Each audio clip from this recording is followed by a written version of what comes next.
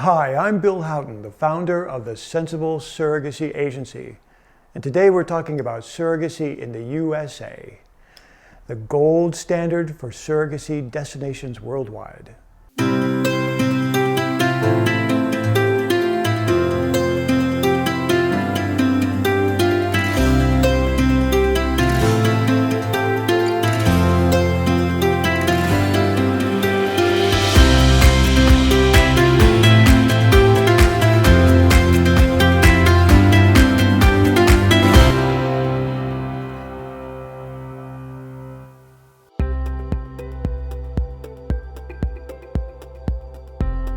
Whenever we get a new inquiry through the website, my first recommendation is to consider a surrogacy program in the US.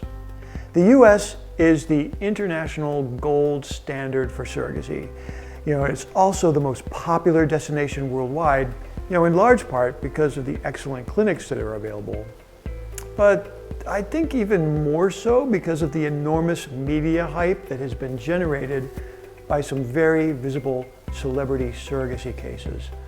And those very often take place in Southern California or in New England, and they're broadcast internationally. So it's not surprising that we get an enormous number of inquiries from international couples whose only experience with surrogacy is from watching the Kardashians on TV. But as I like to say, every destination for surrogacy worldwide has its unique benefits and its challenges. And that's true of the United States as well. When you consider possible destinations for your journey, it's important to look at both the benefits and the challenges. And then you make a decision based on which of the benefits are really important to you and which of the challenges seem frivolous or unimportant. Now, with that in mind, let's take a look at surrogacy in the United States. So there are a number of important benefits that the U.S. has to offer for couples considering surrogacy. The first is the solid legal framework in the U.S. Sure, surrogacy in the United States is still unregulated at the national level. And each individual state has its own laws or court precedents. And the individual state laws vary widely, even between states that are considered surrogacy friendly. But nearly every U.S. state has either legislation or court precedent that will allow the intended parents to be named either on the birth certificate as the legal natural parents or in some following court decision that will establish their full parental rights and remove any hint of parental rights of the surrogate. There are only 4 or 5 U.S. states that we would consider to be unfriendly, meaning that surrogacy contracts are not considered valid or they wouldn't be recognized by the courts. All other states have some path by which the parents' rights would be established. In the most friendly states in the U.S., this is done through a court process called a pre-birth order, sometimes also called a declaration of parentage. This court order is executed at some point usually in the 3rd trimester of the pregnancy, and it orders that the hospital inscribe the name of the intended parents on the birth certificate. States that support pre-birth orders will never put the surrogate's name on a birth certificate unless they're directed to by the intended parents. These are what we would consider to be very friendly states, right? And the list of these states includes California, Nevada, Washington, Colorado, Maine, Vermont, New Hampshire, Connecticut, New Jersey, Delaware, Washington State, and DC. Other states have what we would call post-birth orders, right, or a post-birth parentage order. And in these states, it's the exact same legal procedure happens as with the pre-birth order, but the post-birth order takes place, as you might suspect, shortly after the birth of the baby. So while a pre-birth order state, you know that a very friendly state, when the baby's born, the birth certificate is issued and the babies can return home relatively quickly with a birth certificate that shows them, shows the parents as the sole parents. In other states, the parents may have to wait 2 or 3 weeks to get the court order that officially names them as the legal parents on the birth certificate. Now, that doesn't mean that the surrogate has legal rights during that time, and she doesn't. But there is a period of time where the paperwork needs to be completed and the I's are dotted and the T's are crossed before we can consider the entire surrogacy journey to be complete. You know, those somewhat friendly states, well, they're too numerous to mention, and they vary widely in the specifics of how the post-birth parentage order works. So I'm not going to name them all, but you should just assume that if you're not in one of the very friendly states, that you're going to be in a somewhat friendly state. The only states that you would want to avoid, you know, where surrogacy is absolutely unsupported, would be Michigan, Louisiana, Nebraska, Indiana. You know, some other states are more complicated and have restrictions or special legal hoops to jump through, but those four are the ones that you definitely want to avoid. And in general, the United States has one of the most supportive legal frameworks for surrogacy of any country worldwide. And parents who have a baby born through surrogacy in the US can pretty much rest assured that they're going to be named the legal parents and that they are protected and supported by the laws, and that the surrogate will have no ongoing parental rights, and that she'll be protected, and that her rights are going to be guaranteed throughout the program. You know, but at the end of the day, the terms of the surrogacy agreement are going to be upheld in almost every US state. The second, and perhaps the most important benefit in the US, is the quality of surrogacy clinics in the country. Now, what we're talking about here are surrogacy specialized clinics. Clinics that only do surrogacy cases. A typical fertility clinic anywhere in the US has a pregnancy rate of about 45 to 50%.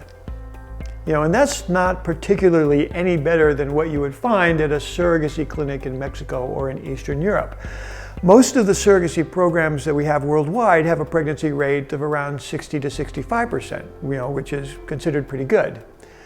But a surrogacy specialized clinic in the US has a much higher success rate, usually from 75 up to 85% for the very best surrogacy clinics. And why are US clinics so much more successful? Well, I often get asked why success rates in the US are so much higher than at clinics in Mexico or Bogota or in other countries. You know, Colombia has one of the best medical care systems in the world, according to the WHO. And they're ranked far above the US or Canada in terms of the quality of medical care. And a significant majority of the best medical facilities in Central and South America are located around Bogota. So why is it that a clinic in California has such a much higher success rate than its counterpart in Bogota? Well, that's hard to say. But I suspect there are really two reasons, right? Certainly, the first is just a question of experience. Clinics in the United States have been performing IVF and surrogacy procedures since the 80s. So 40 years has taught a lot of lessons and trained a lot of excellent clinicians on how to do IVF and how to do surrogacy and how to do it well.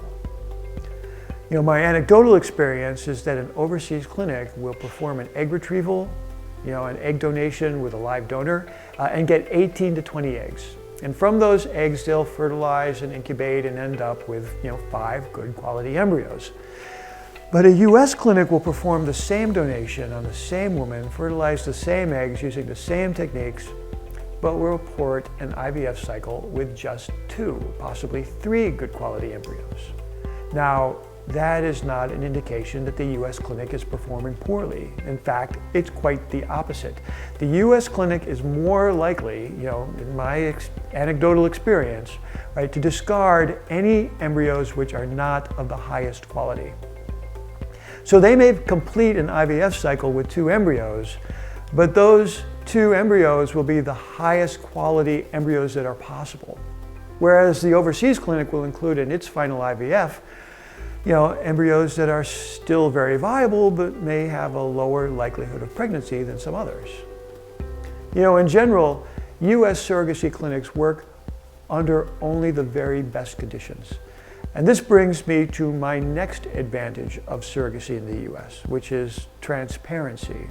You know, every fertility clinic in the US is required to report every IVF cycle and every embryo transfer procedure that it performs, as well as the outcome of that procedure. And this data is readily available online. You can go to the CDC website and look at the statistics for every clinic in the US. And you can see how many IVF cycles they performed, on what types of patients, how many embryo transfers were done, and what is the outcome of all of those procedures. And you can rank the success rate of every clinic in the United States.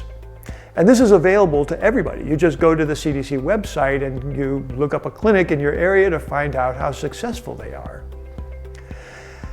And because this data is so publicly visible, my personal opinion is that IVF clinics in the US are extremely protective of that statistic. Many clinics live and die by that published success rate. And it's not only a source of confidence for potential patients, but also a matter of pride for the clinic itself. And so US clinics go to great lengths to protect their success rates, and they don't take any risks. Right? The best surrogacy clinic will work only with very exacting requirements for surrogates, as well as for donors and for embryos. And as a result, their pregnancy rates are going to be higher. I really wish that other countries would have the same sort of reporting and the same level of transparency so that intended parents can view the various clinics and get insight into the quality of their procedures. But unfortunately, when you're working overseas, you have to accept the clinic's word at what their actual success rate is. And again, my experience is that many clinics will claim that they have a pregnancy rate of around 75%, but the reality is that it's probably closer to 65%. And that's true in almost every country that I've worked with internationally. Now, I don't want to make a claim that somehow surrogacy clinics overseas are inadequate. That's absolutely not the case. A 65% pregnancy rate is amazing. It may surprise you to learn that the typical IVF clinic in the United States, the typical fertility clinic, has a pregnancy rate of only about 45%. And so a pregnancy rate of 65% is pretty good. It's just not quite as good as what you would find at the best surrogacy specialized clinics in the US. And the final benefit of surrogacy program in the US is just one of convenience. If you're an American resident, when your baby is born in the US, you only need to travel to the obstetrics hospital, attend the delivery, and take the baby home as soon as the birth certificate is issued. There's no waiting around for citizenship to be determined or passports to be issued. You can basically just pick up the baby and step on a plane and go home. If you live outside of the US, then your baby born through surrogacy is eligible for US passports and can be issued within probably a couple of weeks. And a US passport allows visa-free travel through a lot of the world and makes returning home with the baby much, much more straightforward.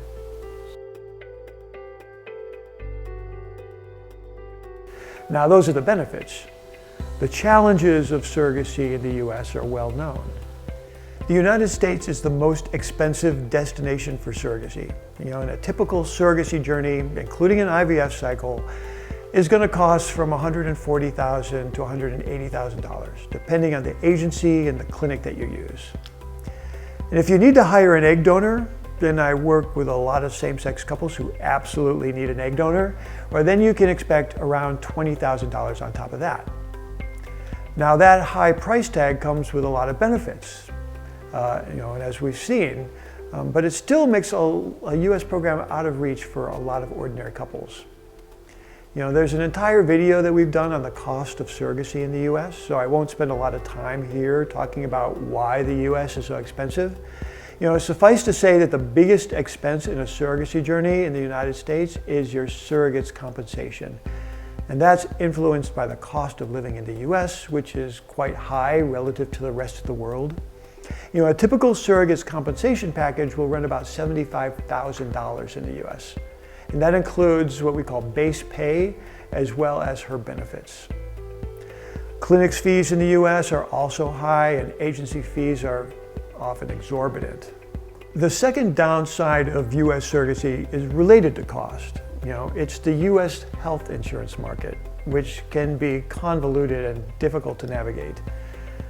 Every surrogate needs to have medical insurance, and it's the responsibility of the intended parents to provide that for her.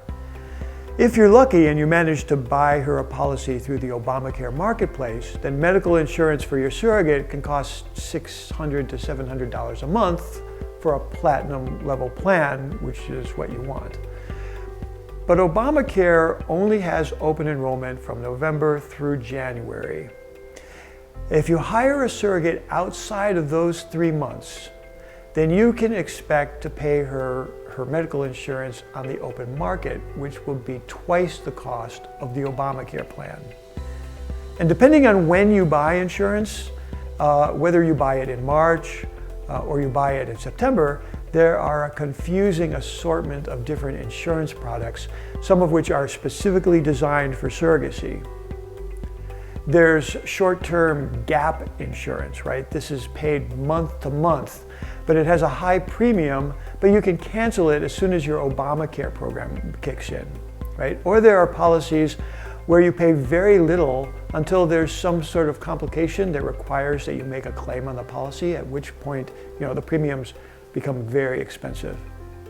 In general, health insurance in the US is extraordinarily complicated, to the point where you really need to talk to a professional insurance consultant to understand what the options are and how they differ from state to state and from month to month, and which are going to be the best policies for you given your specific situation. That certainly makes a country like Colombia, which has universal comprehensive health care, seem much more attractive and certainly much more straightforward. The United States is the most expensive spot in the world for surrogacy. A typical agency program in the US is going to run about $140,000 or more, possibly $120,000 if you already have embryos and you don't need an IVF cycle. Agency programs along the US West Coast, California, Washington, Oregon, as well as in New England, are going to be the most expensive, largely because those are very friendly surrogacy states and because they have become very popular destinations for international intended parents.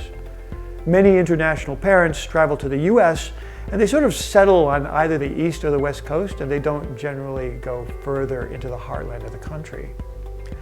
The popularity of surrogacy in those regions has been pushing compensation for your surrogate much higher. So if you go to a surrogacy program in the middle of the country, you're going to save a little bit of money. So plan around $140,000, in the middle of the US, or around $160,000 on either coast. In addition to those basic program costs, right, that $140,000, $160,000, you should also include things like the cost of medications, which are going to be probably $5,000 to $10,000. The cost of an egg donor, if you need an egg donor, which can run from $15,000 to $25,000, depending on your requirements. That budget assumes that you're doing a basic agency program in the US, where you're hiring an agent. He's going to manage your whole process for you. He's going to find your surrogate. He's going to manage all of her finances. He's going to oversee the pregnancy, et cetera, et cetera, et cetera. The alternative option is to do what we call an independent surrogacy journey. An independent surrogacy saves money because there's basically no agent.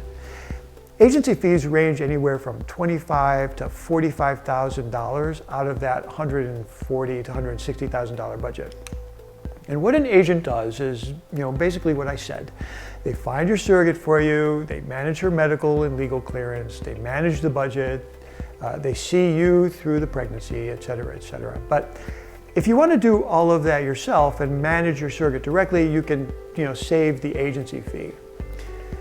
Now, that may seem like a really good deal, but honestly, it's not as easy as it sounds. It is especially hard to find a qualified surrogate, shepherd her through the legal and medical clearance requirements, and make arrangements for a legally supported surrogacy agreement. Remember that all of the requirements for a surrogate found through an agency will still apply if you're managing the journey on your own. And if all the requirements are not met, it's quite likely that your pre-birth order is going to be denied, and you won't be able to be named the legal parents of the baby. So I have two basic bits of advice for parents who are considering an independent surrogacy journey. Number one, there are no shortcuts. So make sure your surrogate meets all of the criteria stipulated by the ASRM. Many of the possible surrogates you'll meet online communities have already been disqualified by reputable agencies, and often for good reason. Number 2, find a good surrogacy lawyer who can explain what is needed for the pre-birth order. Make sure you check all of those boxes. That's the only legal way that you will be named the baby's legal parents. At some point we'll do another video on independent surrogacy programs and how they work, but that'll be for another day.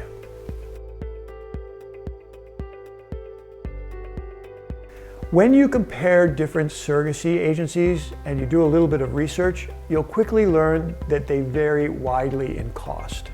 And there are 2 types of agencies and 2 types of budgets to consider. The first type is what we would call a fixed cost program. And there are some well-known, highly visible surrogacy agencies that offer fixed cost programs, both in New England and in Southern California.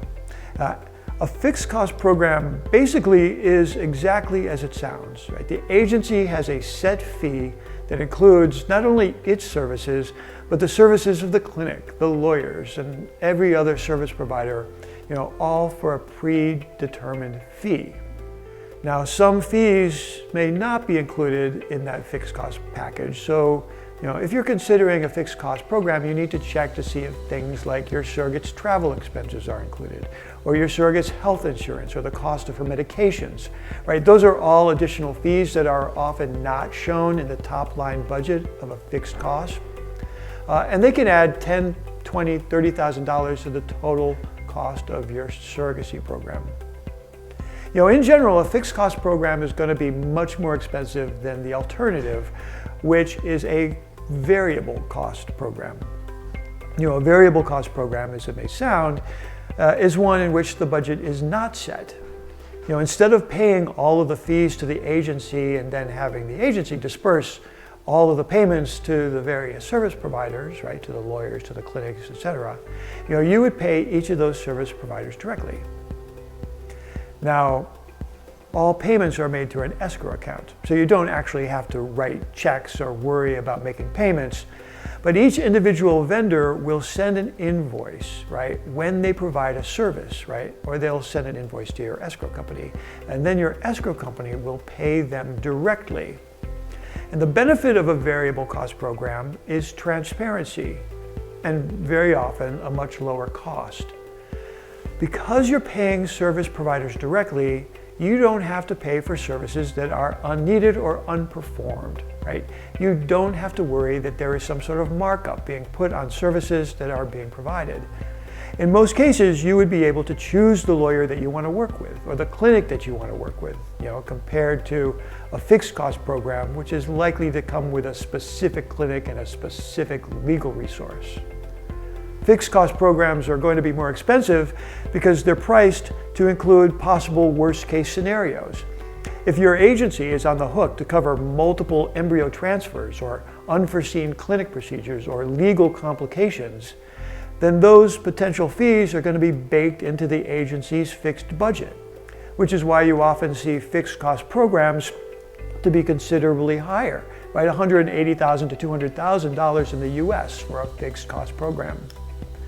A variable cost program is potentially lower because you don't pay for the worst case scenario unless the worst case scenario actually happens.